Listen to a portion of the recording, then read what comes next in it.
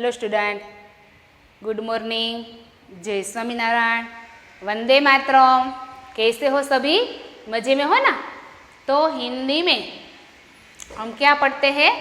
हमारा जो पहला काव्य है आराधना, उसको हम पढ़ते हैं। तो चलो अपनी बुक निकालो और इसमें पेज नंबर 1 पर आराधना, वह साहित्य, उसका साहित्य प्रकार है प्रार्थना गीत। तो आराधना का मतलब क्या होता है विद्यार्थी मित्रों? मैंने बताया था अगले लेक्चर में, आराधना का मतलब होता है पूजा, अर्चना। तो आराधना किसने लिखा है? उसका कवि है वसंत बापट। उसका जन्म सन 1922 में हुआ था और उसका निधन 2002 में हुआ था। तो इसमें जो 2 काव्य पंक्ति है वह हम पढ़ चुके थे। इसके बाद तीसरी से पढ़ने की शुरुआत करनी है। तो इसके बाद जो तीसरी पढ़ने से पहले हम हमारी जो पंक्तियां 2 पढ़े हैं इसको याद कर लेते हैं। याद है सभी को? इसमें क्या आया है तो चलो देखिए फिर से। देह मंदिर चित्त मंदिर एक ही है प्रार्थना, सत्य सुंदर मांगल्य की नित्य हो आराधना। तो कवि कहते हैं कि मेरी प्रार्थना है ईश्वर से कि यह शरीर और मन से सत्य शिव और सुंदर की आराधना हो, पूजा हो। मेरे शरीर और मन से सत्य सुंदर और शिव की आराधना हो, पूजा हो, स्तुति हो, अर्चना हो। लोग सच्चाई के मार्ग पर चले, सभी लोग छे वह सच्चाई બધા જ લોકો છે એ સાચા રસ્તા ઉપર ચાલે, કોઈ ખોટું કામ કરે નહીં, કોઈ ખોટા માર્ગે દોરાય નહીં, એવી અમે प्रार्थना કરીએ છીએ। उनके मन में सुंदर विचार आए, सभी के मन में सुंदर विचार आए, अच्छे विचार आए, बुरे विचार कभी नहीं आए, ऐसी हम प्रार्थना करते हैं, आराधना करते हैं।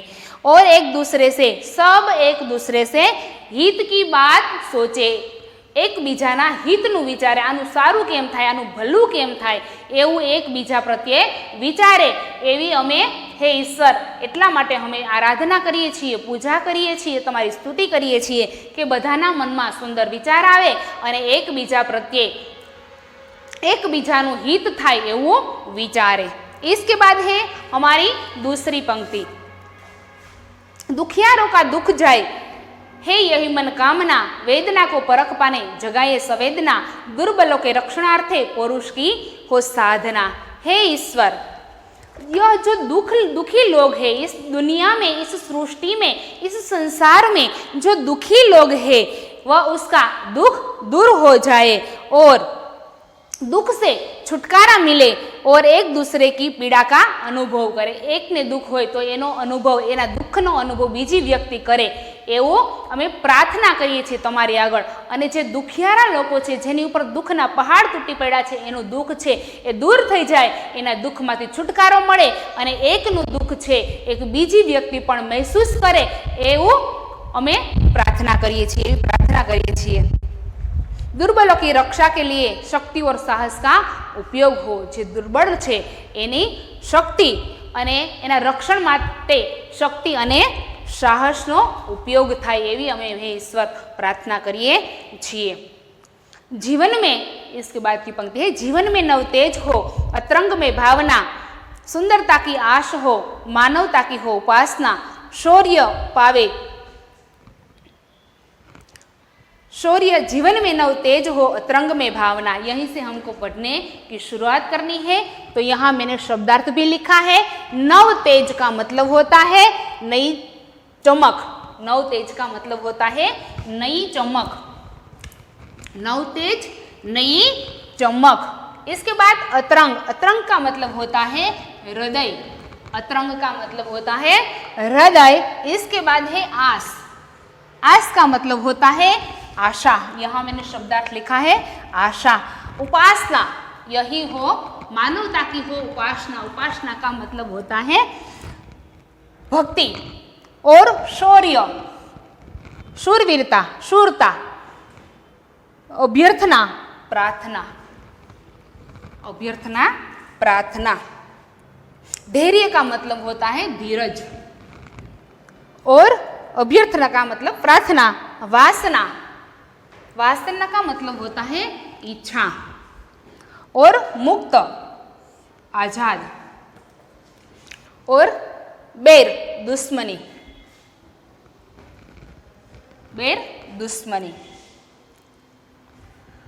तो यहाँ जो शब्द है उसका अर्थ मैंने लिखा है, नव तेज नई चमक, अतरंग हृदय, आश आशा, उपासना भक्ति, शौर्य शूरवीरता शूरता, अभ्यर्थना प्रार्थना स्तुति, वासना इच्छा, मुक्त आजाद। तो यहाँ जीवन में नव तेज हो, अतरंग में भावना, जीवन में नव तेज हो, अतरंग में भावना, सुंदरता की आश हो, मानवता की हो उपासना। तो कवि कहते हैं कि सबके जीवन में नया प्रकाश हो, नव तेज नई चमक नया प्रकाश, सबके जीवन में नया प्रकाश हो, अतरंग में भावना, सबके हृदय में, और सबके हृदय में सुंदरता सुंदर भावनाएं हो, सबके जीवन में प्रकाश आए और सबके हृदय में सुंदर भावनाएं हो, और सबके मन में सुंदर आश, आश का मतलब आशा, सबके मन में सुंदर आशाएं हो, और सब मानवता की पूजा करे, सब मानवता की उपासना का मतलब पूजा, सब मानवता की पूजा करे, शौर्य पावे धैर्य पावे, यही है अर्थ अभ्यर्थना। तो सभी लोग शौर्य और धैर्य प्राप्त करे, यही प्रार्थना है। शौर्य शूरता और धैर्य धीरज, सभी लोग शौर्य शूरवीरता प्राप्त करे और धीरज प्राप्त करे, यही मैं प्रार्थना करता हूँ, ऐसी मैं प्रार्थना करता हूँ। जीवन में, सबके जीवन में नया प्रकाश हो, नई चेतना हो, सबके हृदय में सुंदर भावनाएं हो, सबके मन में सुंदर आशाएं हो, सब लोग मानवता की पूजा करें और सभी लोग शौर्य शूरवीरता और धीरज प्राप्त करे, यही प्रार्थना करता हूँ। इसके बाद है भेद सभी अस्त होवे, वैर और वासना। जो कवि की इच्छा ऐसी ही है कि मनुष्य के बीच जो भेदभाव है वह दूर हो जाए, समाप्त हो जाए, एक दूसरे के प्रति जो भेदभाव है वह समाप्त हो जाए, और किसी से दुश्मनी न हो, किसी के प्रति जो दुश्मनी न हो, और लोगों की बुरी इच्छाएं नष्ट हो, लोगों में जो बुरी इच्छाएं पड़ी है वह नष्ट हो जाए, सभी मनुष्य एकता का अनुभव करें। हम स्वतंत्रता और बंधुता की कामना करते हैं, मुक्त होकर, चाहे एक ही बंधुता की कामना, विश्व बंधुत्व की भावना इसमें प्रकट हुई है, इसलिए सभी लोग बंधुता की भावना, सभी में बंधुता की भाईचारे की भावना प्रकट हो जाए, ऐसी हम प्रार्थना करते हैं। कवि की इच्छा ऐसी ही है कि मनुष्य के बीच जो बैरभाव की भावना है, भेदभाव हो, वह समाप्त हो जाए, मिट जाए, और किसी से दुश्मनी न हो, और लोगों की बुरी इच्छाएं हैं वह नष्ट हो जाए, और मनुष्य एकता, सभी मनुष्य एकता का अनुभव करे, और हम स्वतंत्रता और बंधुता की कामना करते हैं। हम स्वतंत्रता और बंधुता की कामना, भाईचारे की, एक दूसरे के भाईचारे में बर्ताव करें, ऐसी भावना हम रखते हैं। तो આનો ગુજરાતીમાં અર્થ એવો થાય છે કે સૌના જીવનમાં નવો પ્રકાશ આવે, બધા જે મનુષ્ય છે એ બધાના જીવનમાં નવો પ્રકાશ આવે, કંઈક નવા વિચારો આવે, સારા વિચારો આવે, અને સૌના હૃદયમાં સુંદર ભાવનાઓ હોય, અને સૌના મનમાં સુંદર આશાઓ હોય, અને સૌ માનવતાની પૂજા કરે, એકબીજા પ્રત્યે માનવતા દાખવે, કોઈનું દુઃખ છે તો એને દૂર કરવાની ભાવનામાં આપણામાં પ્રગટ થાય, અને માનવતા એકાબીજા બતાવે અને માનવતાની પૂજા કરે, બધા લોકો છે એ શૂરવીરતા અને ધીરજ ધારણ કરે અને ધૈર્ય પ્રાપ્ત કરે, એવી પ્રાર્થના કરીએ છીએ। दूसरी पंक्ति है, કવિની ઈચ્છા એવી છે કે મનુષ્ય વચ્ચેના જે બધા ભેદભાવો છે એ દૂર થઈ જાય, ભૂલી જાય, અને બધા હળીમળીને રહે, અને કોઈની કોઈ સાથે ક્યારેય દુશ્મનાવટ ન હોય, અને લોકોની ખરાબ ભાવનાઓ છે એ નષ્ટ થઈ જાય, સૌ મનુષ્ય એકતા નો અનુભવ કરે, બધા એક જ છીએ, આ ધરતી પર જેટલા લોકો છે બધા એક જ છે, એવી એકતાનો ભાવ બધામાં પ્રગટ થાય, અને આપણે સ્વતંત્રતા અને ભાઈચારાની કામના કરીએ। આવું આ કાવ્યની અંદર કહેલું છે કે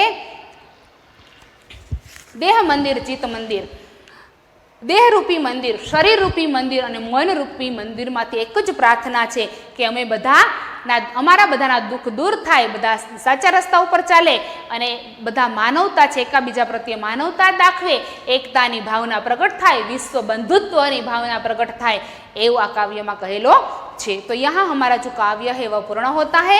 इसके बाद है हमारा दूसरा पाठ है न्याय मंत्री। तो इसका सार मैं टूक में बताती हूँ। न्याय मंत्री, उसके लेखक है श्री सुदर्शन, उसके लेखक है श्री सुदर्शन। सुदर्शन जी का मूल वास्तविक नाम बद्रीनाथ शर्मा था, उसका मूल नाम है वह बद्रीनाथ शर्मा है, और उसका सुदर्शन जी जो उपनाम है, उनका जन्म 1800 ईस्वी पंजाब राज्य के सियालकोट नामक स्थान में हुआ था। बचपन से ही उन्होंने कहानियां लिखना प्रारंभ किया था। पुष्पलता, सुप्रभात, परिवर्तन, पनघट, नगीना आदि उनके सुप्रसिद्ध कहानी संग्रह है। उसका एकमात्र उपन्यास है भागवंती, उसका एकमात्र उपन्यास है भागवंती। तो इस कहानी में उन्होंने क्या लिखा है? तो इस कहानी में सम्राट अशोक सर्वश्रेष्ठ न्याय मंत्री है। जो इस कहानी में एक सर्वश्रेष्ठ न्याय मंत्री कौन है?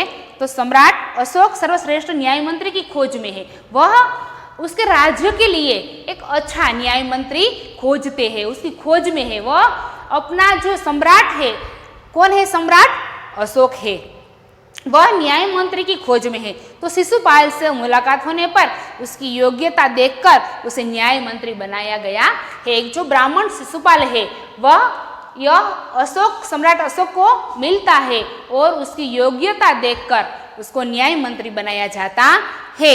और न्याय न राजा देखता है न रंक, न्याय न राजा देखता है, न्याय सबके प्रति समान होना चाहिए। वह राजा, चाहे वह राजा हो और चाहे रंक हो, गरीब लोग हो और राजा हो, न्याय तो सबके लिए समान होना ही चाहिए। तो न्याय न राजा देखता है न रंक, न्याय पर विश्वास दिलाने के लिए यहाँ प्रयास किया गया है। नई पीढ़ी के लिए इस प्रेरक कहानी द्वारा न्याय मंत्री की जिम्मेदारियां की भी महत्व समझाया गया है। जो हमारी ये नई पीढ़ी है उसको न्याय किसे कहा जाता है उसको समझाया गया है। यहाँ हमारे यहाँ न्याय सबके लिए समान नहीं होता, यहाँ उच्च लोगों को न्याय मिलता है, निम्न लोगों को भी न्याय नहीं मिलता है। तो यह कहानी द्वारा आपको बताया गया है कि न्याय रंक हो या न्याय न राजा देखता है न रंक देखता है, न्याय सबके लिए समान है। तो यहाँ सम्राट अशोक एक न्याय मंत्री की खोज में है। तो खोजते खोजते उसको शिशुपाल मिल जाते हैं और उसको योग्यता, उसमें योग्यता समझकर, योग्य पात्र समझकर उसको न्याय मंत्री बनाया गया है। तो इसमें एक सम्राट अशोक है और दूसरा शिशुपाल है, जो न्याय मंत्री उसको बनाया गया है। तब से पता चलता है कि सच्चा न्याय मंत्री कैसा होना चाहिए। वह राजा से कोई गलती होती है तो उसको भी दंड मिलना, उसको भी सजा मिलना चाहिए। गरीब लोग को, जो कोई आम व्यक्ति को कोई गलती होती है उसकी, तो उसको भी सजा मिलनी चाहिए, चाहे राजा हो या रंक, सबको न्याय समान मिलना चाहिए, वह बताया गया है। तो चलो देखिए हमारा यह पाठ। संध्या का समय था, चारों ओर अंधकार फैल चुका था। ऐसे में किसी ने बाहर से घर का दरवाजा खटखटाया।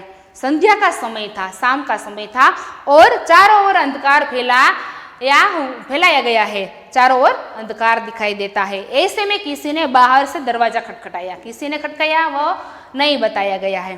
कौन है? ब्राह्मण शिशुपाल ने थोड़ा सा दरवाजा खोलते हुए पूछा। बाहर कोई ने दरवाजा खटखटाया है, इसलिए शिशुपाल वहां जाता है और बोलता है कौन है? ब्राह्मण शिशुपाल ने थोड़ा सा दरवाजा खोलते हुए पूछा कि कौन है? एक परदेसी। बाहर से आवाज आई, क्या मुझे रात काटने के लिए स्थान मिल जाएगा? वह कौन है? वह है सम्राट अशोक। जो आया है, दरवाजा खटखटाया है, वह कौन है? सम्राट अशोक है। वह शिशुपाल को कहता है कि एक परदेसी, मैं एक परदेसी हूँ और बाहर से ऐसा आवाज आता है, मैं एक परदेसी हूँ, क्या मुझे रात काटने के लिए स्थान मिल जाएगा? मुझे यहाँ रात रुकना है। तो यहाँ तुम मुझे रात रखोगे, ऐसा वह पूछता है। जैसे ही शिशुपाल ने पूरा दरवाजा खोला, उनके सामने एक नवयुवक खड़ा था। वह जो नवयुवक है वह यह राज्य का राजा है, सम्राट अशोक, जो अपना भेष बदल कर वह यहाँ आया है नवयुवक। तो जब शिशुपाल पूरा दरवाजा खोलता है तब उसको दिखाई देता है नवयुवक उसके सामने खड़ा है। उन्होंने मुस्कुराकर कहा, यह मेरा सौभाग्य है, अतिथि के चरणों में यह घर पवित्र हो जाएगा, आइए पधारिए। शिशुपाल ब्राह्मण है, इसलिए वह आतिथ्य सत्कार में मानता है। तो वह कहते हैं हंसकर, मुस्कुराकर कहते हैं, हंसकर कहता है कि आइए, मेरा सौभाग्य कि आज मेरे द्वार पर, मेरे घर पर अतिथि आइए, पधारिए, आप अंदर आइए। आपके चरणों में यह अतिथि के चरणों से यह घर पवित्र हो जाएगी, आइए पधारिए। तुम अतिथि है, इसलिए तुम हमारे घर में आएंगे तो हमारा घर पवित्र हो जाए, इसलिए आप कृपा करके पधारिए। अतिथि को लेकर शिशुपाल घर में गए और उनका आदर सत्कार किया। अतिथि को लेकर, सम्राट अशोक ही है अतिथि, तो अतिथि को लेकर शिशुपाल अपने घर में जाते हैं और उसका आदर सत्कार, मान सम्मान करते हैं। इसके बाद है फिर दोनों उस समय की देश की अवस्था पर बातें करने लगते हैं। दोनों बैठकर हमारे देश की व्यवस्था कैसी है इस पर बातें करने लगते हैं। शिशुपाल ने कहा, आजकल बड़ा अन्याय हो रहा है, परंतु परदेशी इस बात से सहमत न था, क्योंकि परदेशी ने कोई न्याय मंत्री, सच्चा न्याय मंत्री नहीं मिला है। इसलिए शिशुपाल जब बात करते हैं कि हमारे देश में अन्याय, चारों ओर अन्याय हो रहे हैं, कहा न्याय, किसी को न्याय नहीं मिलता, चारों ओर अन्याय हो रहा है, इसलिए वह राजा है, सम्राट, वह इसमें इस बात से सहमत नहीं होते हैं। वह बोलता है, क्या बोलता है कि दोष निकालना तो सुगम है, सरल है, परंतु कुछ करके दिखाना कठिन है। शिशुपाल बोले, अवसर मिले तो दिखा दूं कि न्याय किसे कहते हैं, क्योंकि सम्राट अशोक सच्चे न्याय मंत्री की खोज में है, इसलिए तो वो ऐसा ही बोलते हैं। तो उसको पता चलता है कि इसमें कितनी आवड़त है, इस योग्यता है, इसमें न्याय मंत्री बनाना योग्य है, इसलिए तो वह ऐसा बोलता है कि बोलना तो सरल है, आसान है, पर दोष निकालना तो सुगम है। किसी का दोष निकालना है, किसी की भूल निकालनी है तो वो तो सरल है, पर कुछ करके दिखाए तो हम कहते हैं कुछ करके दिखाना कठिन है। बोलना, किसी का दोष निकालना तो सरल है, वह ऐसा बोलता है।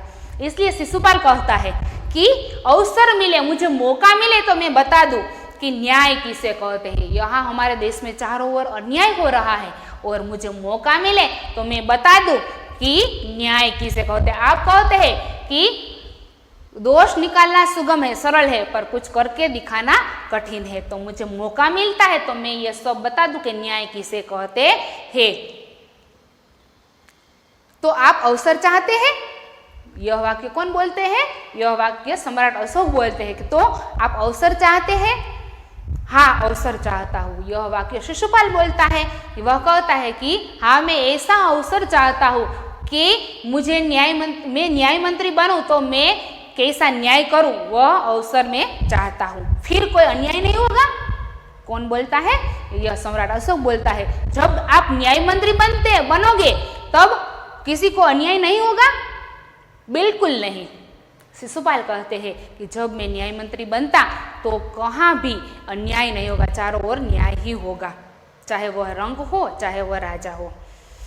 बिल्कुल नहीं, कोई अपराध दंड से न बचेगा।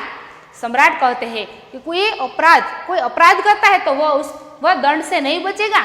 नहीं, शिशुपाल कहता है कोई अपराध करता है, राजा अपराध करे या रंग अपराध करे, कोई भी दंड से नहीं बचेंगे जो मैं न्याय मंत्री बनता तो।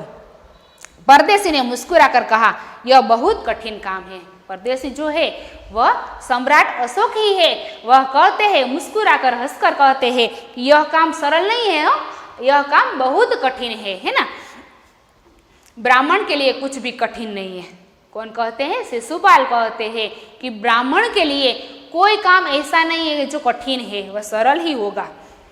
ब्राह्मण के लिए कुछ कठिन नहीं है। मैं न्याय का डंका बजाकर दिखा दूंगा, मैं न्याय का डंका बजाकर ही दिखाई दूंगा। यह मुहावरा भी है, डंका बजाना, वह जो मुहावरा है, डंका बजाकर दिखा दूंगा। परदेशी धीरे से मुस्कुराए पर कुछ न बोले। फिर कुछ देर बाद वे सो गए।